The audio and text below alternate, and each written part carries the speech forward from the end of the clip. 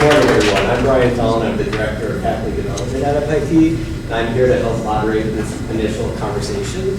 And we're here with Susanne Goetz, who is a professor and chair of our Textile and Surface Design program, and she is here with two students who I will let them introduce themselves. And do you want to introduce yourself? Sure. My name is Vincent. I am a senior in the Textile and Surface Design program. I am currently in my final semester. So, nice to meet all of you. I'm Nicole Nevada, also in the Surface Textile Design BFA, and also final semester finally. And I should mention that Susanne was one of the faculty fellows in this program for the NEH. And next we have Rebecca Bauman, who is a professor in modern languages and cultures. And Professor Bauman was one of our co-PIs for this. And then, of course, finally, we have the reason why we're all here today, Professor Kyunghee, who is a professor in history of art, who is our principal investigator for this project. So I'm going to hand it over to Susanne to talk a little bit about her involvement in this. Yeah. So this was a really exciting opportunity to take the idea of this NEH grant into a very hands-on screen printing workshop.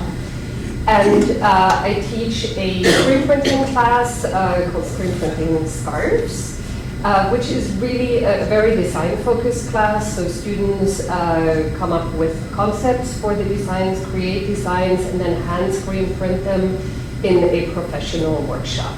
We are very much a makerspace at FIT, so we really see through ideas to the final marketable product.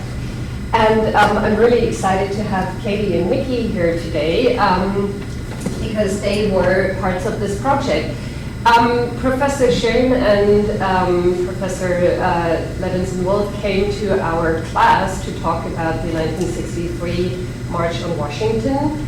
And that was the theme for a commemorative scarf project. We often think of scarves just as fashion accessories, but there's actually so much more to them. They are parts of how we communicate our identity. They can be means of expression. They also, especially with commemorative scarves, can lock in a snippet of time, a mood in society, and preserve that for future. So as a starting point, we took this event in 1963, and the students brainstormed about what that meant, what that event meant to them. What does it mean now? How does it connect to the current political situation we have in this country and in society about social justice movements? And you read the speech by Dr. Martin Luther King, and I'm just gonna, can we have this slide actually? So we have a slide that sums up a little bit about the project.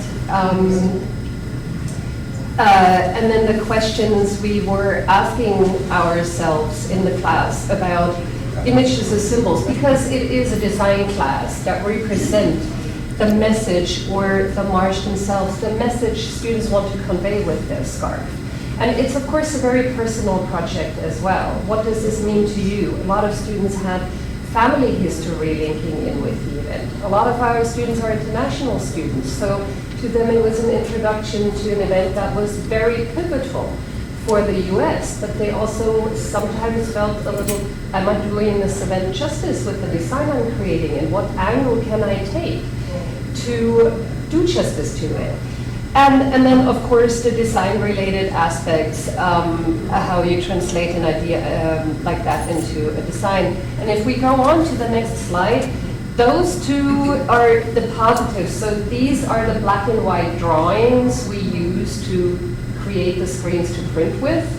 They were multicolor prints, as you will see with the printouts. So this just gives you an idea of what the actual design work was. Both Nikki and Katie brought their printed designs that we can, I guess we'll maybe just pass around for everybody to see. Now, if you two could talk a little bit about how you approached this project and what you found rewarding and maybe challenging about it. Everybody wrote an artist statement, so you already summarized that really well, and you will see those in the exhibition we'll see after lunch. Nikki, do you want to start? Sure, I can start. I'm going to pass those around here. Yeah, I'll One take on it. this side. So the design is mine, the one on the left, and I decided to tell a little bit of the story of the G's Bend filters from G's Bend, Alabama. And in the early 60s, Dr. Martin Luther King, he visited G's Bend and he helped kind of promote voting for them, and the location of G's Bend, it's a particular bend in the river, and so they have to take a ferry across to go to the main town. And normally they would take the ferry across, go vote, go to school, go medical, any type of like basic necessities that had to cross the river. And when they were voting, local authorities stopped access to the town, so they blocked off the ferry to the town. And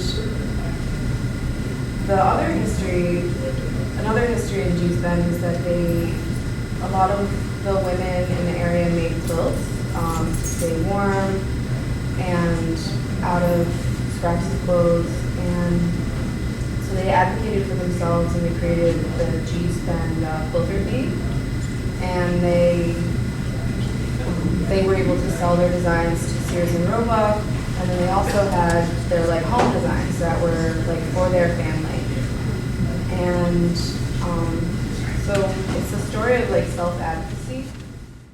Yeah, so I wanted to try to represent some of that like warm, beautiful like aspects of where they live, and then it starts to kind of abstract towards the top, and it turns into a quilt with a woman's hand stitching it.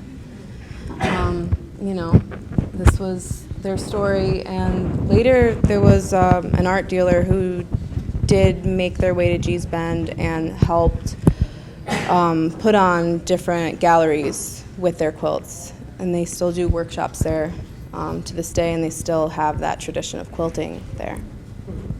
They're really interesting examples of contemporary modern art, very striking compositions that were not created in a museum art context. So if you're not familiar with them, I encourage you to look them up.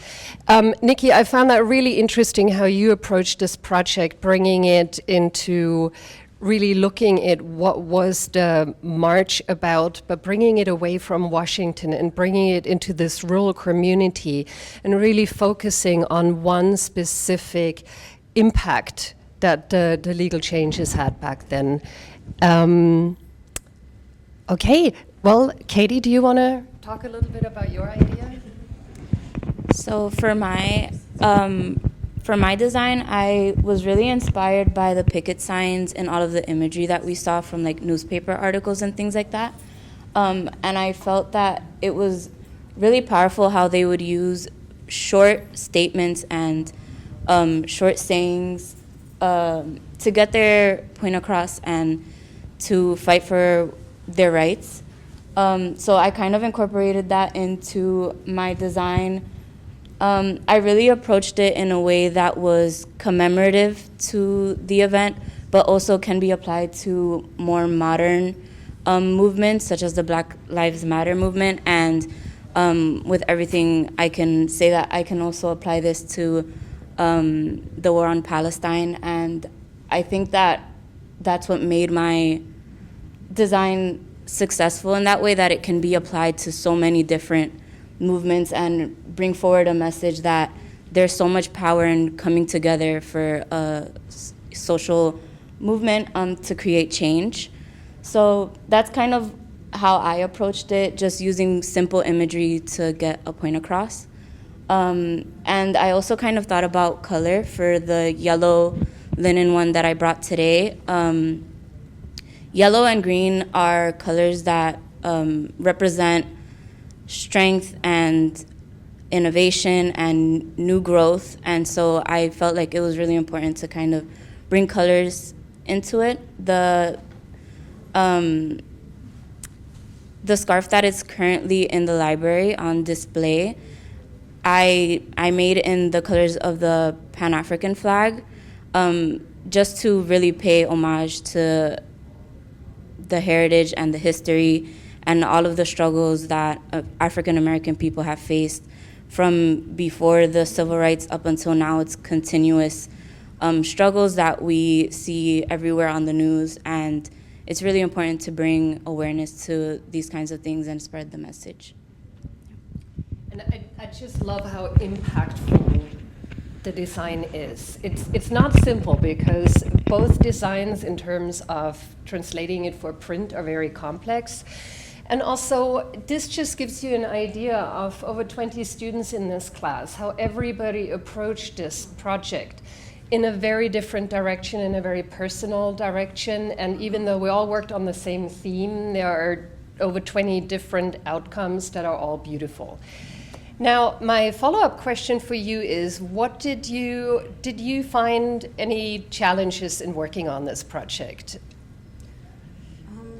Yeah, I think it was a challenge, and I think that was really important to push us outside of our boundaries also as designers and artists, and thinking about creating like designs that have more depth than just saleability. Yeah, I would say the same. Just finding something that kind of represents you as an artist, but also being very respectful to the history of it all. I wouldn't say for me personally, but like Susanne mentioned before, there were students that are from international countries that they come over and they're not very, aware of such an important part of American history. So I know that that was a struggle kind of for them to learn about such a big moment and so many things that kind of led up to that, and to kind of just like inform yourself in a short period of time to make an educated and respectful design. I know that was a struggle for some people, which was interesting to see. And what were your biggest takeaways from the project? I found that it was really nice to try to like dive into the story as much as I could, and that's, at first my research just started becoming more and more specific, and then like I couldn't stop. Like I really wanted to learn more about that, and I kept going, and I thought that yeah. I would say that for me it was seeing how I can use my position as a textile designer to create things that have a lot of meaning, not things that are just pretty. Because I think that we overlook that a lot, and I think that it was a great challenge, a great experience to kind of be given this this historical event that happened and make it your own and really push yourself to make something important and impactful. Okay, thank you so much. And I want to thank you for participating in this project. That was a pilot project, and you needed to work in a brave space, right? To really apply your critical thinking skills, research, put yourself out there, and then also do all the design work and write an artist statement, have a discussion. Now you're on a panel. So thank you so much for being part of that and sharing that.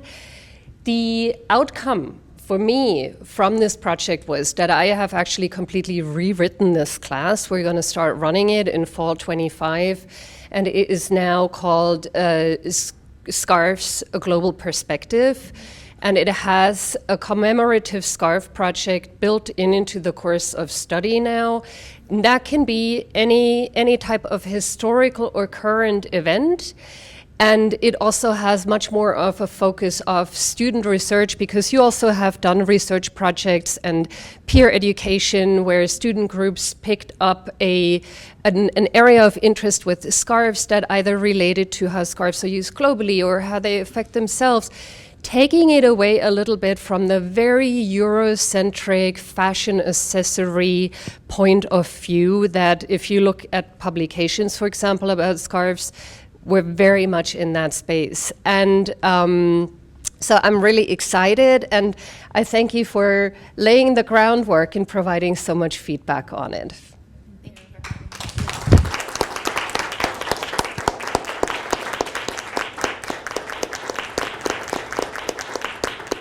I'm going to move to the podium just so I can be hidden a little bit, so I'm more comfortable that way. But also because I want to show you our website. So I was I am actually up until June when this project officially ends, co-principal investigator on this program, and I was really delighted that Dr. Pyun invited me to help her craft this and to be part of such an exciting undertaking, because I know how successful her work with Dr. Levinson-Wilk had been, and I think for a lot of us in liberal arts, we're always seeking more and more ways to engage with the majors here at FIT and to also prove the relevance of what we do to our students in all areas of their lives, not just in their majors, but in the ways that liberal arts touches us in so many different ways. And this is really the goal of what the NEH is for, is to expand our understanding of how the humanities can do that. So one of the things we did, and of course, this is a PC, so it's like a very strange beast to me. I'm not very familiar with it. But this is our website, Shop Girls to Showgirls. And it's a resource that, of course, is open source. It's a website that can be accessed by anyone. Very much a companion piece to the Teaching Business Labor History website that was created in the previous NEH grant. But in addition to sort of having information, we have links to sample lesson plans, as well as syllabi that have been created around this theme of teaching labor history to students, reflections on how we taught these, how we were able to sort of use lessons. And these are, I think, a really wonderful way for that our faculty have shared the experiences, just like Susanne Goetz just did, with how this kind of impacted their teaching and what worked, but also what might not have worked, or what are some ideas for the future of how they would use these kinds of resources. And then we have links, of course, to other things and to today's event as well. But I want to talk about the lesson plans, because this was something that was one of the first things that I did on this project. And it was a great opportunity for me to think about creating something that wasn't for one of my courses, that wasn't necessarily geared towards my students, but was sort of open to anyone. It's not discipline specific, even though it's rooted in the humanities. So this was our lesson plan on Shop Girls, which Dr. Pyun also worked on, and so we looked at some of the sort of potential courses that this might touch on. So in fashion business management, but really I think any of the kinds of contributions that we made to this could be picked out and applied in all different kinds of contexts. And that's really, I think, the beauty of this, is having sort of a cafeteria-style approach to lesson plans, so that they're not rigid and that they can be used in a way that, you want an icebreaker in a course that's only 5 minutes at the beginning of the class to get people talking. And then you go into your lesson. Or perhaps you want to take something and structure an entire class session around it. But these are really just tools that you can insert. So we found things like different film clips with questions about, and of course gender seemed to loom very large. That's partly because that's what I work on, but also in thinking about Shop Girls to Showgirls, we did find that issues of gender as well as immigration were really key points that we kept returning to over and over again. But these are some of the questions we asked just by watching a short clip from a film. How is the woman portrayed? How do we reflect on this if it was something made in the 1930s to today? And then, of course, we have keywords so that it could be applied in different ways. In terms of things that I put in, taking a painting and asking questions. And again, I'm not an art historian, and these are not the kinds of questions necessarily that are discipline specific, but I think that anyone might want to engage with looking at a work of art like this and saying, well, what do we see represented? First of all, factually, what is she selling? But how are people dressed? Why is the salesperson looking at us? What do we think is going on in her mind? What do we think is this exchange of glances between a potential male customer outside the window looking at one of the sales assistants here? There are so many different vantage points that can be taken in looking at something like this that, again, I think we could apply these to many different kinds of contexts. And so these were ones that really sort of originated with thinking about FIT students and the kinds of courses that we have. But we also wanted to expand this so that, if keep on building and so that it could apply to even industries that are not related to the coursework that is taught at FIT. So one area, for example, was restaurant workers. And so I took a very short activity that I do in my language classes, because I always like to use films as a way of sort of teaching about, I teach Italian, teaching Italian history and teaching cultural history in a way that is really, it's a language exercise. They watch a short clip from a funny film and they have some sort of exercises related to that, but I chose this film, Bread and Chocolate, Pane e Cioccolata, which is from the 1970s, which is about the migration of Southern Italian workers to Northern Europe and the cultural dissonance, as well as sort of the very real struggles they face. And it's a comedy, and it's the clip that I show is just a funny vignette of a waiter who's trying to basically audition for a space in a fancy high-end restaurant in Switzerland, and all of the mishaps that ensue. And he's competing against waiters from all over, mostly Southern and Eastern Europe, who are also desperate for a position and need it in order also to get a work visa to stay in Switzerland. And I use this for my students, and they enjoy it because they're learning vocabulary about food, and they are able to watch it, and it's humorous, and they can describe what happened, use verbs and things like that.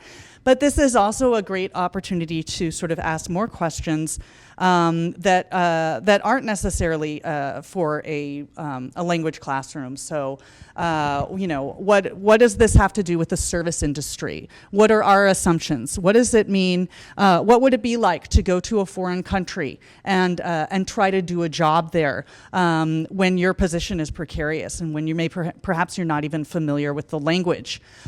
So these are some of the questions that I asked. That again, we're no longer geared simply towards my own courses, though I did include a link here to exercises that are specific to what I do, so that they could be used again for people who work in my discipline. And then I started supplementing this with readings, historical readings. I was really interested in history of Chinese restaurant workers in New York, particularly during the time period in which immigration was halted, because there are some really fascinating articles. So those are included here as links, as well as sort of just general thoughts and ideas about the way that we could look at the history of restaurant workers and labor history. And then as a companion piece to that, I just came up with a little slideshow of various images of restaurant workers that I thought, told a lot of different stories about the history of this particular area of work. And I tried also to choose from different time periods, as well as different countries, different kinds of locations. And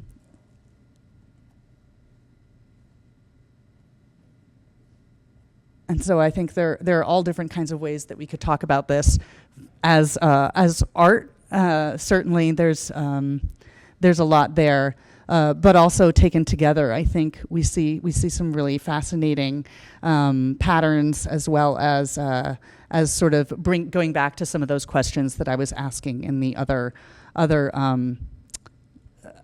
exercises and other handouts for this.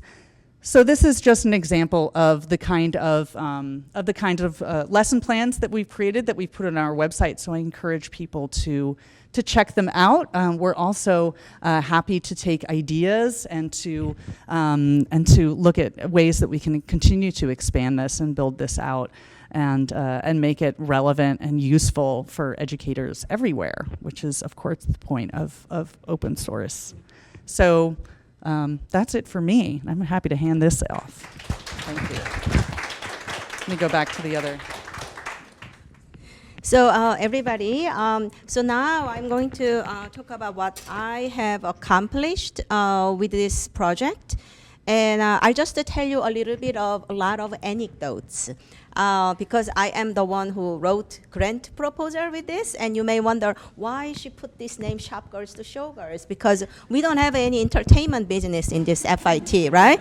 So sometime in 2019, in my class, I had a lot of senior learners. FIT also accepts community members who are sort of a retired, senior members of our community taking my classes, and usually they're very good.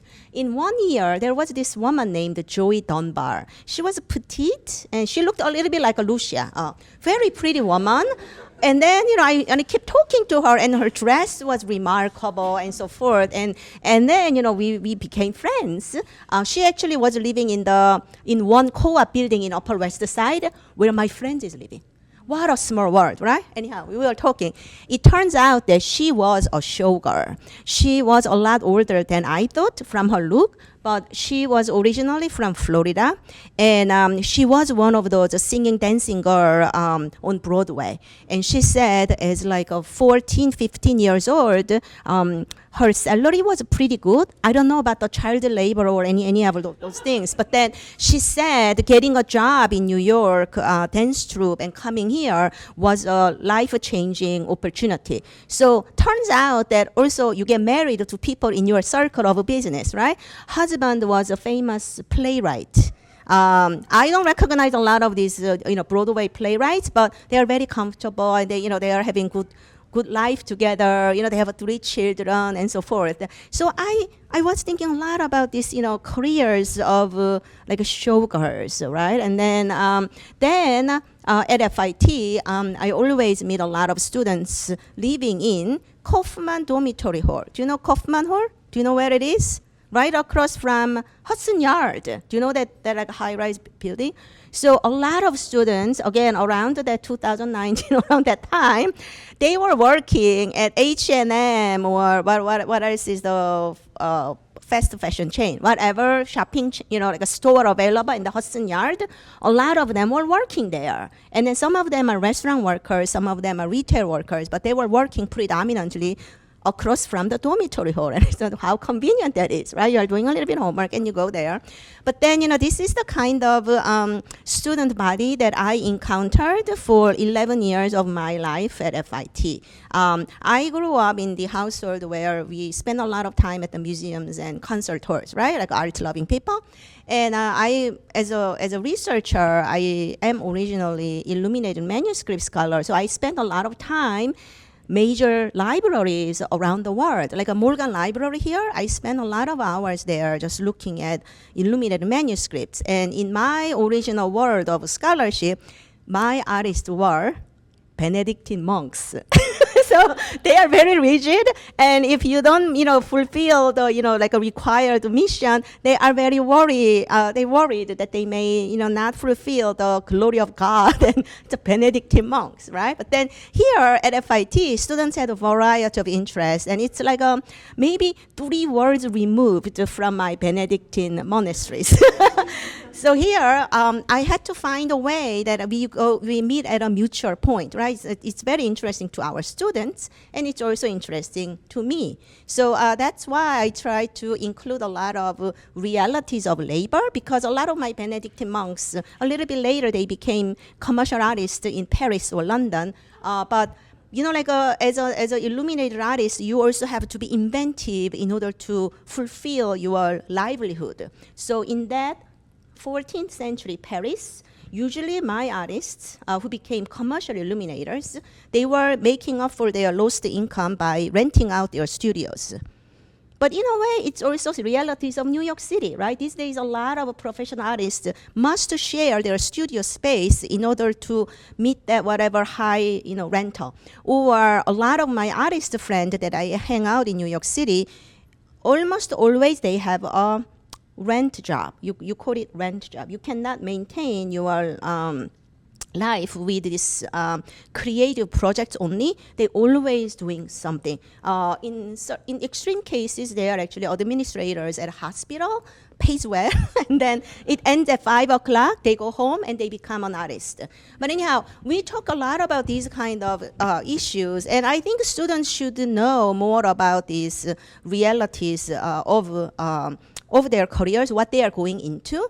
And then in also social justice issue, a lot of artists or how can I say, artisans or professional artists, sometimes they don't control the entire process of production, and in the end, they don't know how their final outcome is going to be used. And in historical precedents, there are a lot of cases like that. Like a lot of my artists, Japanese American artists who decided to move back to Japan during that internment period, they ended up creating a lot of pro-Japan propaganda posters. They were graphic designers, but they moved back to Japan in order to avoid this concentration experience. But then they were creating a lot of pro-Japan wartime propaganda posters, and one of them died young, and I always tell my students that, see, like he must be so depressed, right? Like, it's a totally different atmosphere, and that's why he may, died young, instead of not surviving. So anyhow, so I think it's important that I teach historical facts or historical interpretations of the discipline that I am teaching, which is a history of art. But then I want them to find that these are not insulated historical artifacts. These are actually quite related to their life. And because we share the humanities together, basic life course of a human being doesn't change so much. So why in history of art we see very little of women artists? They were always helping out husband's business, but simply they didn't leave any names or signatures, right? Among my commercial illuminators in Paris, we sometimes have names in the census that husband and wife worked together, but almost always husband belongs to the guild, wife doesn't. And son-in-law, may work for the family business, but not the daughters. So we talk a lot about this type of realities of labor. And here, what I found really interesting during my learning is we talk a lot about part-time jobs. Sometimes it's related to our learning, and sometimes it's not. But in Art in New York, or in any other class, I run this kind of little survey and then talk about, like, what do you do? So this is prompt, but then, so I'm going to move here. So I say, what kind of job did you ever have, and so forth. And usually it's a family business. So in one case, this male student in photography major, he was a part of the plumbing business. And I said, well, your business must be thriving. And he said, well, indeed. The father said he should keep up photography and then move to plumbing. And then we say, maybe you can videotape your work and create nice promotion videos, right? Like, and your business will be even more flourishing. But anyhow, long story short, so you see, this is what our students are coming from. You know, like family chose FIT because a lot of students continuously work in family business, right? And then instead of, daughter moving all the way to Pittsburgh or somewhere, by being here, they can still work, accumulate their asset, and maybe in this case of, my student who owns many nail salons, it was actually pretty big business in a way. I am not a business professor, so I'm not really thinking about a profit versus expenses, but it was an interesting case. So we talk about it, but then we also move into the labor market of it. So a lot of them not paid, or sometimes not paid at the market value because it's a family business. Or senior students actually who had some internship experience, they care a lot about benefits, getting their own health insurance and so forth. And again, I am not that experienced worker to give advice, but we also detect little slight insinuation of exploitation. They keep asking their private life, or there are those incidents that a borderline, breaking the law in a way, asking a lot about family situation or what they are doing.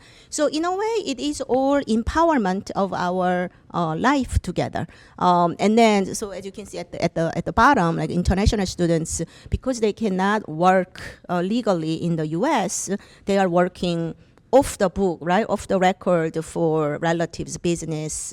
And it's a meaningful experience. I mean, I think working part-time is better than not working at all. But this is what we are talking a lot about in class in relation to this project. And so this is a new course that I wrote.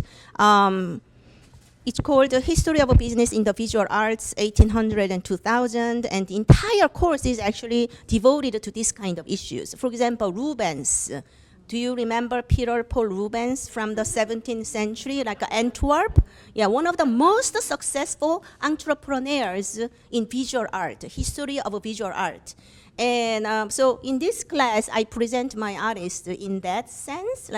Rubens, for example, hired a number of studio assistants, and it's a division of labor. It's always efficient. So there is animal painters, there are clothing, dress painters. You have all divided.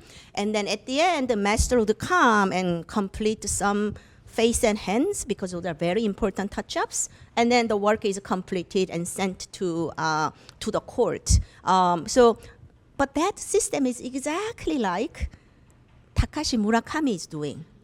Do you know Takashi Murakami, right? So we talk a lot about these kind of incidents of business of visual arts. So as a visual artist, what will be the most lucrative venue for you?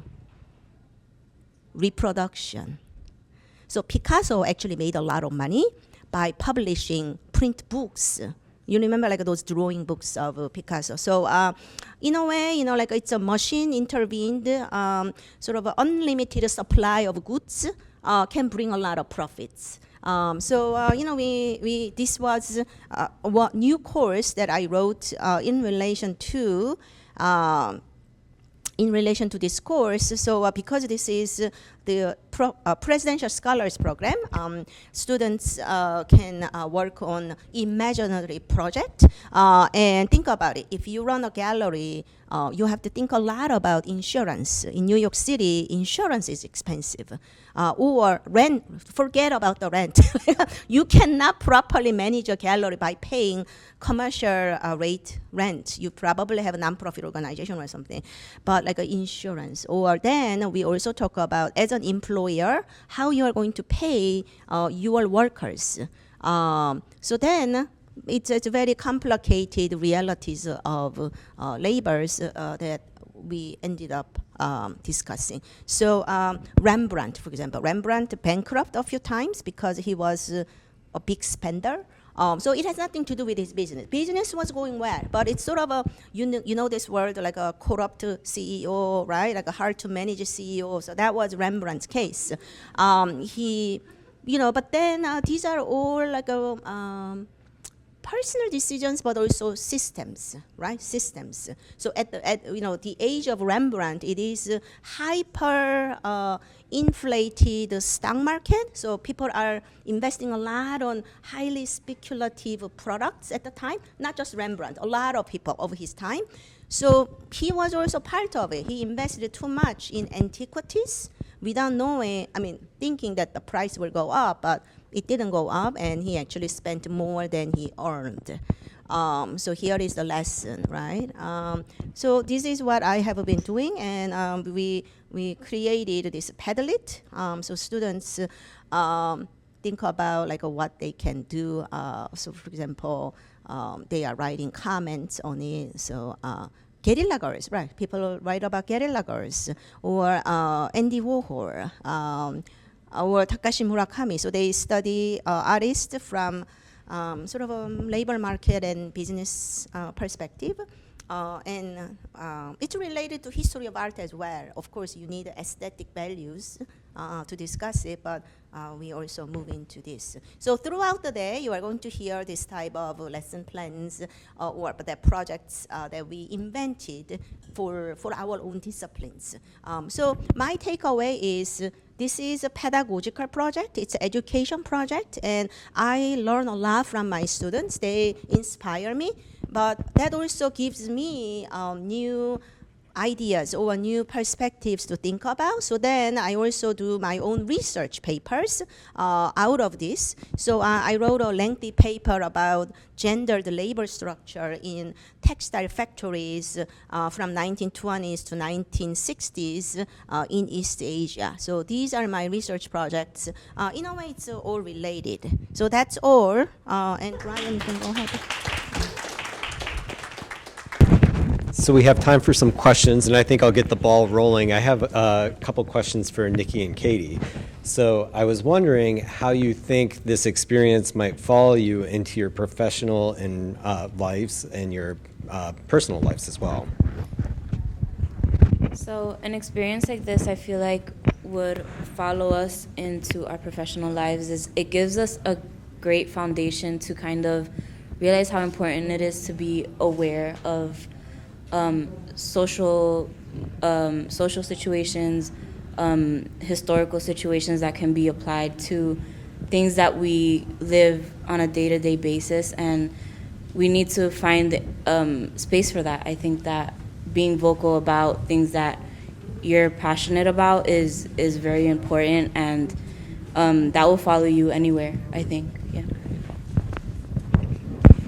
I think it could bring in some like existential elements to our work, like kind of help us, like, because sometimes at FIT I feel like we're so used to like making product or thinking about products, where we can still use these skills to help show meaning or tell a story of importance also. Thank you. Are there any questions from the audience? Okay, this is so this is a question about your designs are both so wonderful and also very different, and one has like a lot of detail and it's not symmetrical, and the other one is symmetrical. And I wear scarves, and I always think about the different ways you fold them when you put them on and what shows and doesn't show. And your design, for instance, certain words would show in a certain fold. A certain hand might show or not show. And with your design, I could see it easily becoming like an abstraction with a meaning, like that, it has a meaning, right? But when it's on, it's the colors and it's the little details, like something the quilt hanging on the line. And does that show? And what colors show? And what patterns? Talk to me about that.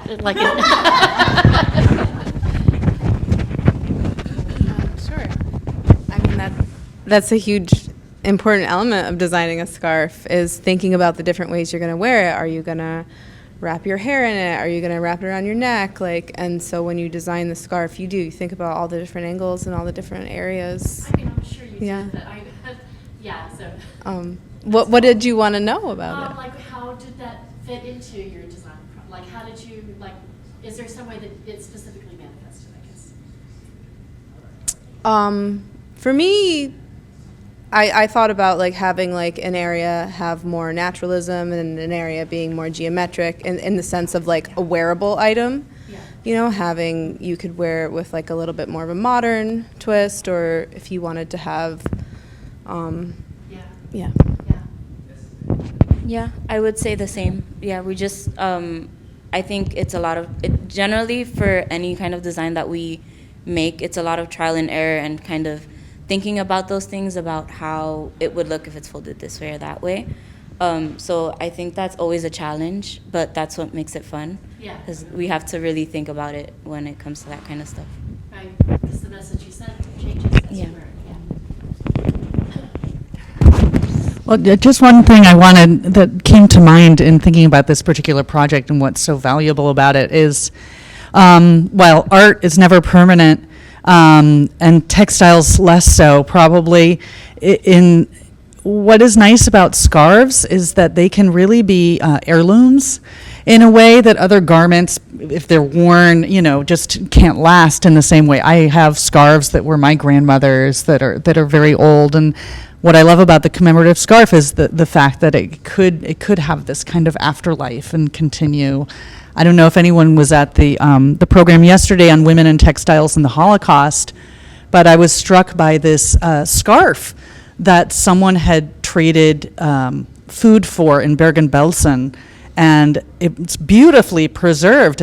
But this was just, can you imagine being in prison camp and being struck by this textile and wanting to have it? But again, it's now in a museum, but it was sort of was quite poignant to me, but also sort of thinking about these scarves. I also kind of envision this afterlife of the scarf that extends beyond the initial wearer, which I think is something that could be very powerful. It's also where, as textile designers, where we often work with repeating patterns and yardage, a scarf allows us to treat a fabric like a canvas and really create artwork. And we think about this in a way of, that can be displayed on a wall as artwork, but it's also a variable piece. And yes, we consider the corner. It is also a textile that is not, we don't have to work towards trends that much, because it's an affordable small piece. You can have a lot of scarves. You can go wild with it because it's not a head-to-toe outfit. So as designers, I feel like it leaves us a lot of room to play with that space we have. And also adding a value that goes beyond this piece being a product to having an emotional context, having a meaning. You buying it with a commemorative scarf to think about an occasion and keep that. It's almost like a diary entry you can wear. I have a question for Kyunghee and Rebecca.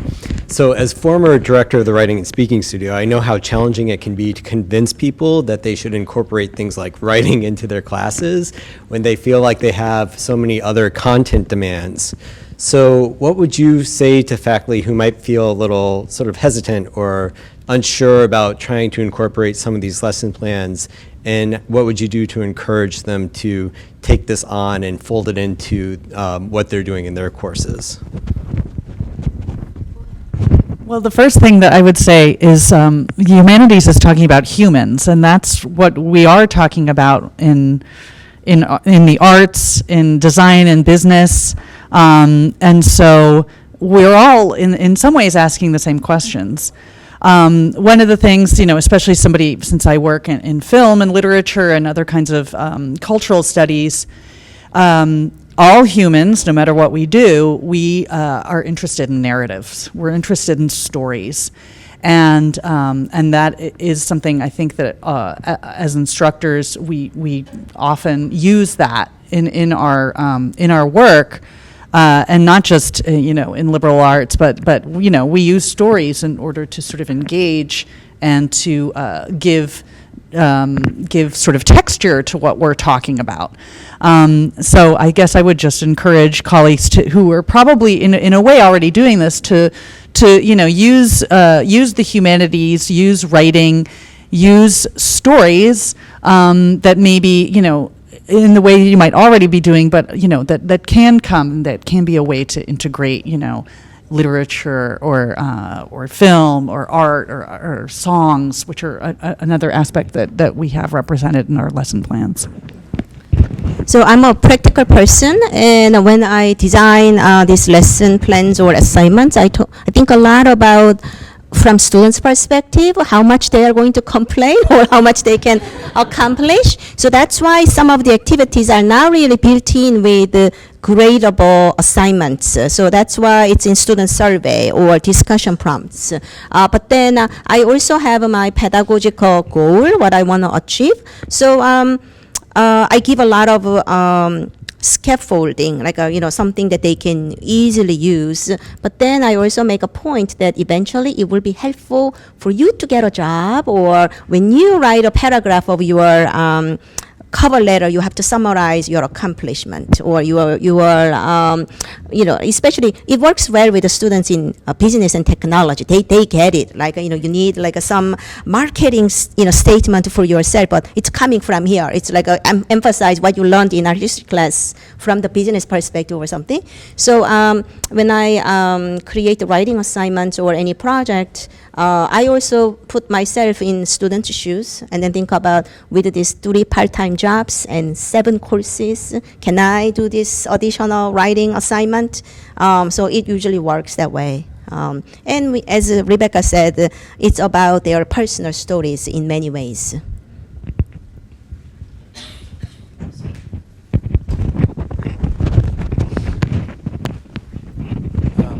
Mine is not really a question, but maybe more like a comment. And I'm glad we had this, I attended this discussion, because especially about the scarves, as soon as you started showing the scarves, and my mind went back to the historical symbolism that scarves had over the centuries. The immediate example to me was the Bolshevik Revolution, 1917-16. The Bolsheviks were wearing red scarves. The Spanish Civil War, scarves were also an identifier. And then 1980s, 1990s, Turkey, the headscarf meant that if you wore a headscarf, especially in certain colors, that meant that you were against the banning of headscarves in universities, and that you were a follower of political Islam and the current government today. And then more recently, we have, if you are wearing a Palestinian, what's that called, keffiyeh, yes, that also is another symbol of. So I just, I thought, since the discussion was about scarves, I thought I wanted to add that in here. The scarf has always been a great symbol of ideas, political inclinations, and I guess that's because you mentioned it's because it's a cheap accessory and easy to wear. Is that why you think? And yeah, you can also take off as soon as you see the cops coming, the police coming. Yeah.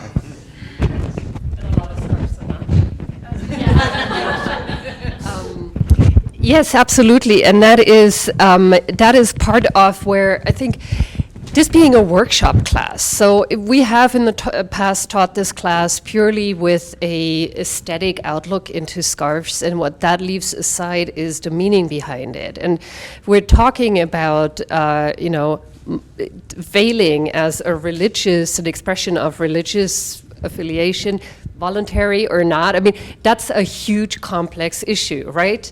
And but just engaging in that discussion, knowing about that, and we touch upon that in the class, and just laying the groundwork for students to maybe do more research. As Nikki mentioned, you get drawn into this. Oh, I actually do want to know more about it, and to learn about the complexity of these issues, to learn about the history. how important that is when we work as designers and to really understand the meaning.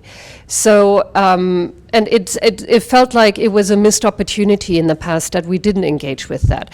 The challenge, of course, is this is not a liberal arts class. It's a textile design class, and the main focus is learning about the technical aspects of screen printing and creating portfolio work. So for you, I don't know, maybe it was surprising that all of a sudden you have these writing and research assignments, but again, a writing assignment can be an artist statement, and then that was really the groundwork for you to come to this panel and speak very eloquently because you have thought about this before. So that's kind of the balance to weigh out in writing this course. There's only so much time. It is a very hands-on class. We have technical issues to cover. But in my opinion, if we can start that critical thinking process, if we can spark the interest, and even just like plant the idea of it's complex, there's so much more to know about it, then I'd be happy. And then students can take that, as you mentioned, Katie, take that with them and learn. We never stop learning. We can just plant the seed here at FIT. Well, it's 11 o'clock, so I think that is an excellent place for us to conclude. And I want to thank the faculty presenters and especially our student presenters, Katie and Nikki, for being here today.